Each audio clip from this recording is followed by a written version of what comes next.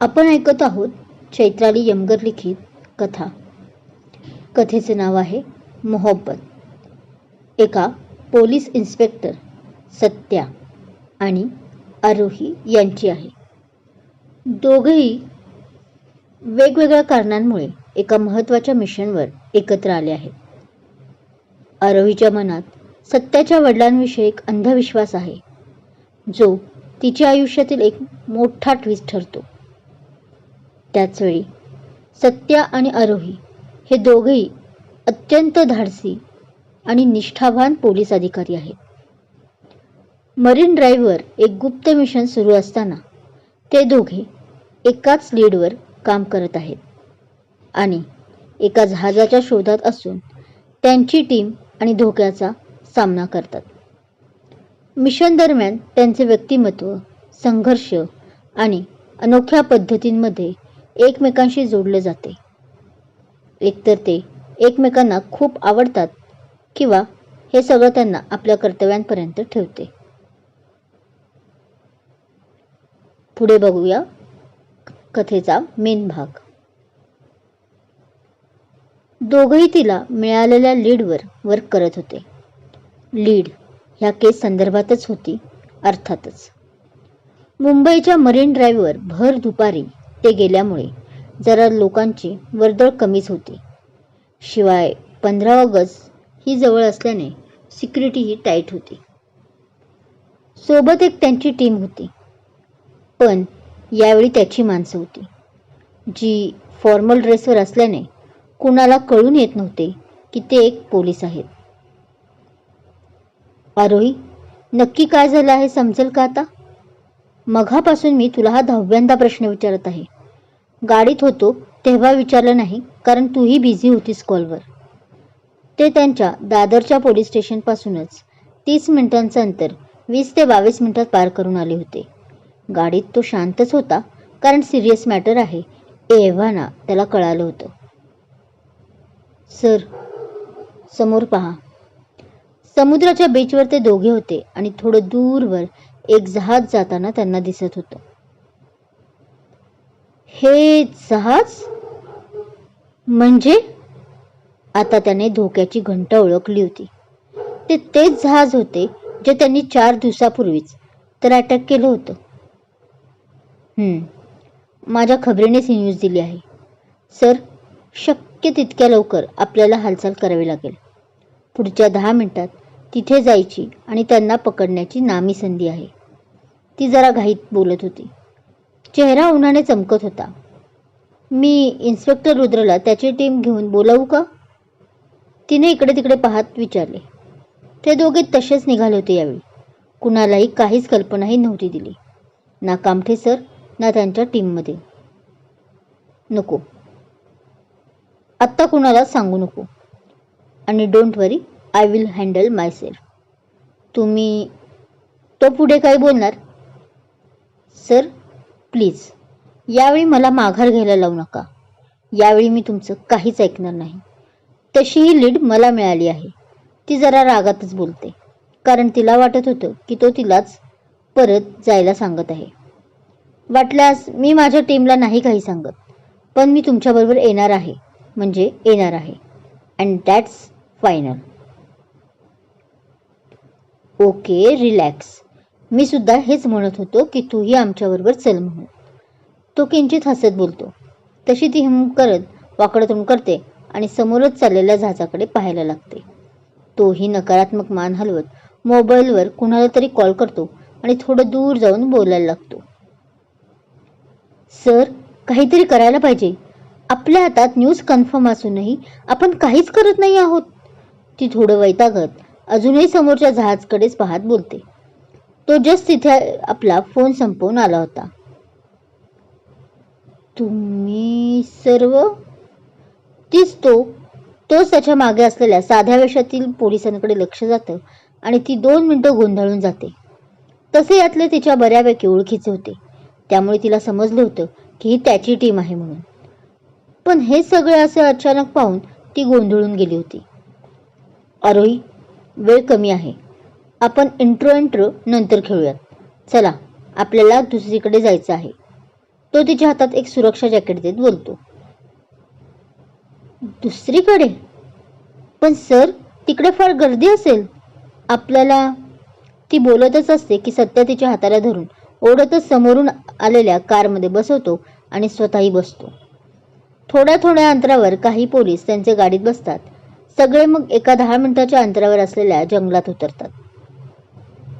I know, marine ड्राईव्हला आसपास जंगल नाही, पण असं इमॅजिन करा, जिथे एक चॉपर ऑलरेडी असतं. चॉपर? ते पाहून तिलाही आश्चर्य वाटतं.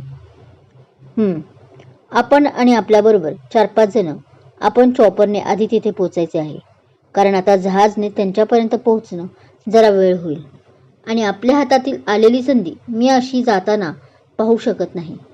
तो ते सुरक्षा जॅकेट स्वतः घालत तिला बोलतो. तुम्हीही घालून घ्या असं सांगून दुसऱ्या लोकांशी बोलायला लागतो. आणि बाकीची तुमची टीम? ती अर्धीच टीम इथे आहे पाहून त्याला सुरक्षा जॅकेट घालतच विचारते. तिचा बेल्ट तिला लागत नसतो, जो तिच्या पाठीवर लावायचा असल्याने हात पुरत नव्हते. तो वैतागली होती त्यामुळे. मे आय? तो तिला ती लावायची रिक्वेस्ट करत विचारतो. दुसरी टीम आधीच जहाजाने उतरली आहे. तो बोलता बोलता तिला रिक्वेस्ट करत होता, त्यामुळे त्या ओघातच मानेने हो बोलते, तसं तोही तिच्या पाठीवरचा बेल्ट लावायला लागतो. पण ते लावत असताना त्याच्या हाताचा स्पर्श तिच्या पाठीला होत असल्याने एक वेगळीच चेतना दोघांना सध्या जाणवत होती. दोघही काही मिनिटे त्यामुळे स्तब्ध झालेले असतात. असा हा अनुभव दोघांच्या आयुष्यात प्रथमच घडत होता. सावंत सर होते त्यावेळी त्यांनी प्रेमाची कबुली दिलीच नसल्याने तिच्यावर अशी वेळच आली नव्हती. सर खूपच खबरदारी घेत होते. तिचं आयुष्य आपल्यामुळे उगाच धोक्यात येऊ नये असं त्यांना कायम तेव्हा वाटायचं. त्यामुळे मोस्टली दूरच राहायचे तिच्यापासून. शिवाय त्या दोघांवर अशी परिस्थिती कधीच आली नव्हती. सत्याबद्दल बोलायचं तर कॉलेजमध्ये असताना तो मोस्टली मुलींशी कमी बोलायचा, अलिप्त राहायचा. शिवाय त्याचं गोल हे आधीच ठरलं होतं, त्यामुळे त्याचा जास्त फोकस आपल्या स्टडीवर होता. सर, आपल्याला निघायला हवं, तोच त्यांचा एक सहकारी तिथे येऊन त्यांना म्हणतो. तसं दोघेही भानावर येतात. Arohi, are you ready for this mission? तो आता थोडं वातावरण हलकं करण्यासाठी हसून तिला विचारतो. येस सर, म्हणत तीही त्याला सॅल्यूट करते आणि दोघे त्या चॉपरमध्ये जाऊन बसतात. ऑलरेडी ते 4-5 जणही बसलेले असतात. मिशन इतकं सहज होईल ह्याची आता तरी कुठलीच गॅरंटी नव्हती, पण त्या 8 जणी सुखरूप असाव्यात हीच प्रार्थना आता ते दोघेच काय तर बाकीचे ते 4-5 जणही तेच करत होते. तर दुसरीकडे त्यांची शिप मागून निघाली होती. ही शिप फक्त सुरक्षिततेसाठी होती, प्लॅन बी साठी होती. बाकी तिचा असं काही रोल नव्हता. हो, पण त्यातील पोलीस वेळ पडली तर मदत करणारच होते. सत्याची स्वतःची अशी विश्वासातली टीम असल्याने तो तसा निर्धास्त होता आणि लवकरच आता ही केस सॉल्व्ह होणार ह्याची त्याला खात्री होती. सर, आपण जवळ आलोय, तोच एक जण त्याला सूचना देतो. तसं ते दोघे अलर्ट होतात. दुश्मनच्या शिपला अजून अंदाज आला नव्हता, कारण त्यांचं एवढं एकतर लक्ष गेलं नव्हतं आणि दुसरं म्हणजे त्यांचा त्यांच्यावर असलेला तो पोकळ विश्वास. त्यांना वाटत होतं की आपण आरामात जाऊ, कारण ही जहाज तशी पॅसेंजर जहाज होती, त्यामुळे कुणाला संशयही येईल असं त्यांना वाटत नव्हतं. पण त्यांना कुठे माहीत होतं की हे भारतीय पोलीस, आणि त्यातही सत्या व आरोही सारखे इन्स्पेक्टर त्याच्या मार्गावर आहेत आता सध्या. आरोही रेडी? दोघे उभारलेले असताना चॉपरमधून एक रस्सी खाली समुद्रात टाकली गेली होती आणि दोघे पोझिशनला घेऊन उभे होते. आधी आरोही उतरणार होती आणि नंतर तिच्या मागून सत्या. त्याच शिपच्या मागून त्यांनी ती दोरी टाकली होती. सुलेमान, हा आवाज कसला? हे चॉपर आपल्या जहाजाला घिरट्या का घालत आहे?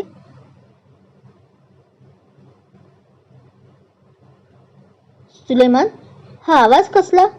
हे चॉपर आपल्याच जहाजाला घिरट्या का घालत आहे? तोच आता आत असलेली एक लेडी तिच्याबरोबर असलेल्या एका माणसाला बोलते. ते एका शिपच्या कंपार्टमेंटमध्ये होते. खूप मुश्किलीने त्यांनी त्या 8 जणींना शिपमध्ये आणले होते. 2 जणी त्या 8 जणींवर लक्ष ठेवून होत्या. त्यातलीच एक जण त्या एका गुंडाला बोलली होती. माहित नाही, मी बघतो, म्हणतच तो बाहेर येतो. आवाज मागून येत असतो, त्यामुळे तो मागे जायला लागतो. हॅलो सर, काय झालं? तो जोरात ओरडतो. चॉपर कारण जवळ होतं, त्यामुळे त्याला वाटतं आवाज जाईल. तो सोबत खानाखुनाई करत असतो. चॉपरमध्ये फक्त पायलटच होता. तोही लगेच तिथून निघून जातो, जसं काही झालंच नाही. पण हे सगळे गेले होते नक्की कुठे?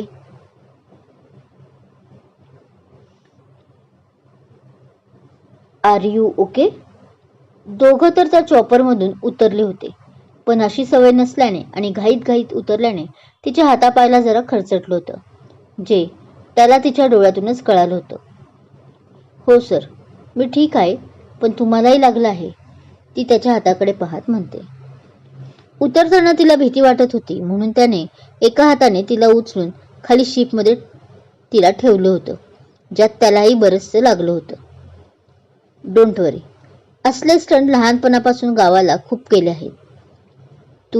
तुझी काळजी घे आरोही, तो एकदम काळजीयुक्त आवाजात बोलला आणि कानाजवळ हळू बोलल्याने तिला शहारे येत होते. सर, आपल्याला लवकरात लवकर हालचाल केली पाहिजे.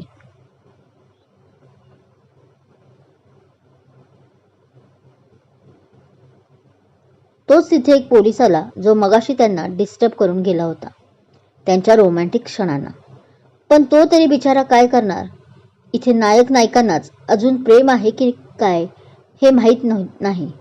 तिथे बाकीच्यांना कशाला ना दोष. असो, सर्वजण हळूच खाली उतरून ती रस्सी घेऊन पुढच्या प्लॅनबद्दल विचार करत होते. आय थिंक कोणीतरी येत आहे. तो सत्याला त्यांच्याच बाजूने कोणीतरी आल्याचं समजलं आणि त्याने सर्वांना लपवण्यासाठी इशारा केला. आउच! त्याने आरोहीच्या हाताला पटकन ओढून डेककडे जाणाऱ्या जिन्याखाली नेलं. ते इतकं बरोबर झालं की त्या जिन्याची वरची भिंत तिच्या डोक्याला लागली होती. सॉरी, ते आपल्याकडेच आला आहे तो. त्याने ती त्याला रागात पाहत आहे हे पाहून हळूच समोर खुणावत बोलला. तसं तिचं लक्ष समोर गेलं तर खाली नुसते पाय दिसत होते. हा आवाज मी कुठेतरी ऐकला आहे. तो सुलेमान त्यावेळी चॉपरच्या पायलटशी बोलत होता आणि ते ऐकूनच ती आपल्या डोक्याला ताण देत बोलते. कुठे ऐकलंय? पण तिच्या अशा बोलण्याने सत्या जरा उत्साहात विचारत होता, कारण मनात कुठेतरी डर होतं त्याच्या की गेल्या वेळेसारखं यावेळी आपलं मिशन फळ जाऊ नये. आणि म्हणूनच जेव्हा ती ही बोलली तेव्हा आपण योग्य ठिकाणी योग्य वेळी आहोत हे त्याला समजलं होतं आणि म्हणूनच तो जरा उत्साहित झाला होता. काय झालं सुलेमान? कोण था? सुलेमान जरा रागातच आत आला होता तसं ती बाई त्याला काळजीने विचारते. कोई नहीं था दी, डोंट वरी. कुणालाही अजून काही समजलं नाही. वैसे भी वो मुंबई की पुलिस है. सब हो जाएगा, हमारा काम तब आएगी. पता है ना क्यों? तो थोडासा हसत म्हणतो. I know. इसमें अगर कोई बड़ा अफसर खुद ही इन्वॉल्व हो तो ऐसी चीजें बहुत जल्दी निपटती है. तीही हसत बोलते. पर तेरा चेहरा इतना उखड़ा उखड़ा क्यों है? त्याच्या चेहऱ्यावर 12 वाजलेले पाहून ती मुलगी त्याला विचारते. मग काय करू दीदी? वो पायलट खुद को बहुत ही होशियार समझ रहा था. बोललाच नाही माझ्याशी काही. मी किती त्याला विचारत होतो. तो तोंड पाडून बोलतो. उफ, हाय तोबा, तू भी तो सुलेमान.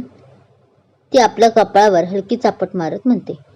अरे, ते एवढा आवाज असल्यावर त्याला काय ऐकायला जाणार आहे का? आणि सोड ते सर्व आता. जरा इकडे लक्ष दे, मी आलेच. ती त्याला चेअरअप करत म्हणते. ओके दी, डोंट वरी, हूँ मैं यहाँ. आप अपने रूम में जाकर जरा आराम करो. तोही हसत म्हणतो. तशी ती मुलगी त्याच्या गालावर टॅप करते आणि हळू लक्ष ठेव नजरेनच खुणावत बाहेर पडते. का माहीत नाही, पण मला अजीब वाटते. हे मुंबईचे पोलीस इतके रिलॅक्समध्ये कसे काय असतील? जाऊ दे, आपल्याला तर बरंच आहे. यावेळी डब्बल बसा मिळेल. ती मुलगी बाहेर पडत त्या डेकच्या जिन्याकडे तिकडेच येत होती जिथे आरोही सत्या आधीपासून उभे होते. काय झालं सांगा ना, कुठे ऐकला हा आवाज? ती अजूनही विचार करत होती तसं सत्या तिच्या खांद्याला हलवत विचारतो. ते मी ती बोलणारच की समोरूनच ती मुलगी त्यांना येताना दिसते. ही तर सिद्धी आहे ना? तसं आरोही पटकन बोलते आणि सत्याही ती जिकडे पाहत असते तिकडे पाहतो. तीच आहे. म्हणजे तुमचा शक खरा ठरला तर आरोही? तो त्या सिद्धीकडे पाहत जरा रागातच बोलतो. हा, कारण आरोहीच्या डोळ्यात एकदा एखादी व्यक्ती आली तर ती अशी सहसा चुकत नाही आणि त्या व्यक्तीला सोडतही नाही. आता आरोही जरा ॲटिट्यूडनेच त्याला उत्तर देते आणि बाहेर पडायला लागते. तसं तो पटकन तिला मागे ओढतो, ज्यामुळे ती त्याच्या छातीवर आदळते. दोघंही डोळ्यात हरवले होते यावेळी. सर, पण पुढच्या क्षणी तिने स्वतःला कंट्रोल केलं आणि परत तिची नजर सिद्धीवर गेली, जी आता तिथे नव्हती. सर का अडवले तुम्ही मला? आता ती सिद्धी आपल्या हातात आली असती आणि सर्व खेळ संपला असता तिचा.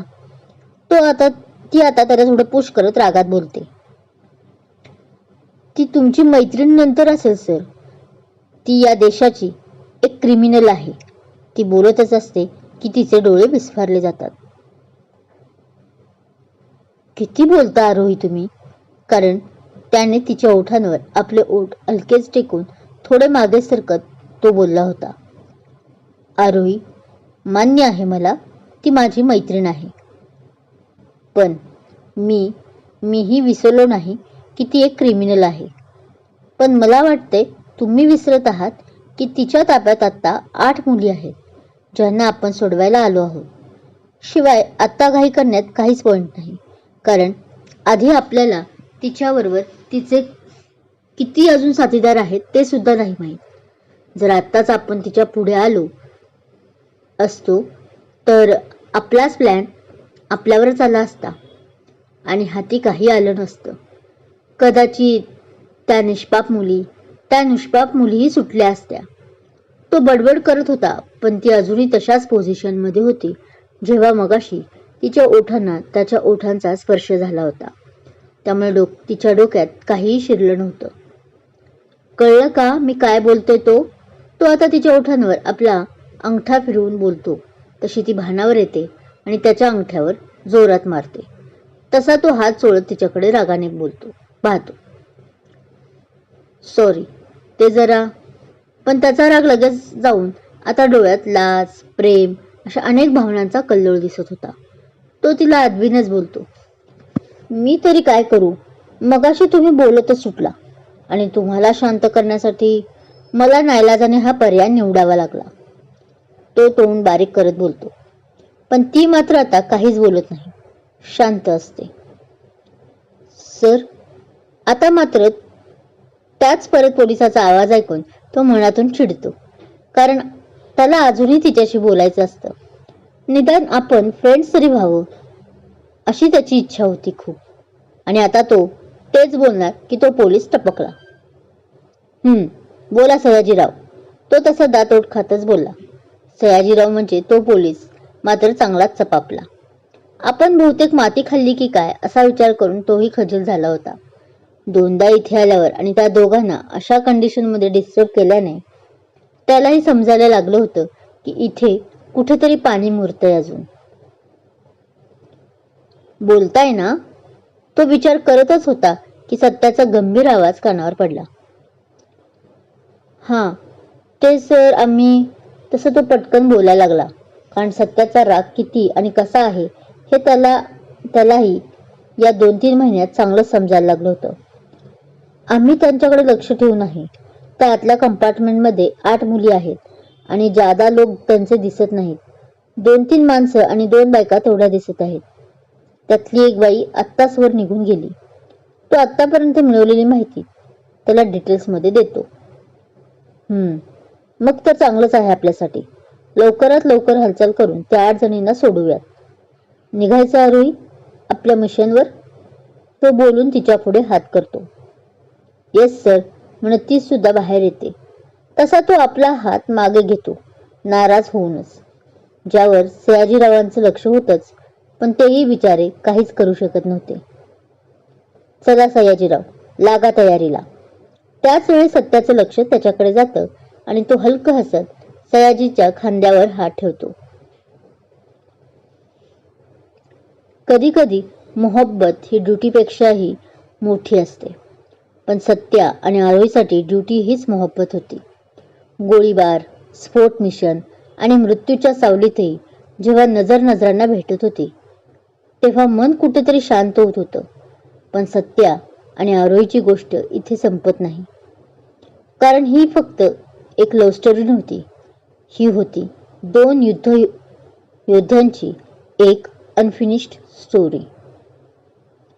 एका वचनावर चाललेली, एका काठावर उभी राहिलेली आणि एका निर्णयावर आयुष्यभरासाठी मोहरलेली. कारण